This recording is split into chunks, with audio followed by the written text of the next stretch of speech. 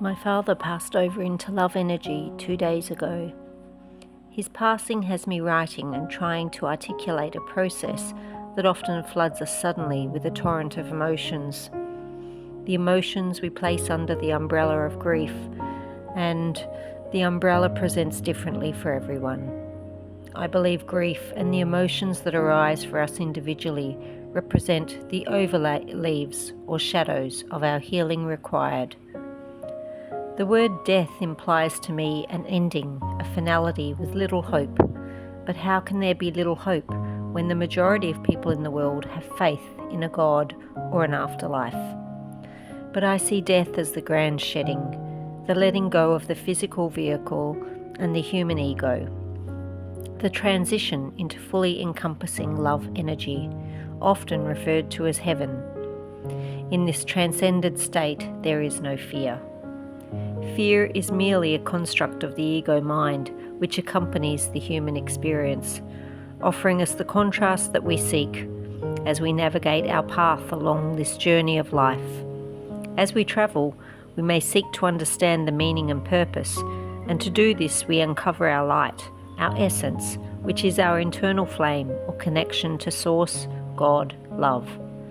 The overleaves are our shadows, our self-made inhibitors or false protective layers that prevent our greatest power, greatest resource, greatest energy of unconditional love from shining brightly. These shadows are our coping mechanisms designed by the ego mind to protect us, but they are merely a band-aid that cannot remain. They are formed from our conditional upbringing, passed on through ancestral patterns and contributed by our own experiences. And in death, we may stare bewildered with our own healing. It can be overwhelming. Even our faith may be tested as we struggle to understand, accept, and learn through the emotions that arise. When a loved one departs, we may be trying to celebrate the life that we remember, but it is also our time to pay attention to our emotions so we can heal ourselves. I could see the fear my father had of letting go and giving in to love. His own overleaves had not been healed enough to trust where he was going. He was afraid God didn't love him or even like him. He thought his own resistance was God's doing. I reminded him that God loved him and was waiting patiently for him. I offered him my hand of love and asked my angels and ancestors to come and reassure him. I told him I loved him so much and kissed him on his forehead, hoping my faith might transfer through his skin and allow his thoughts to rest in this moment where his ego mind could not interfere. We were all blessed the next day with the message that my dad let go.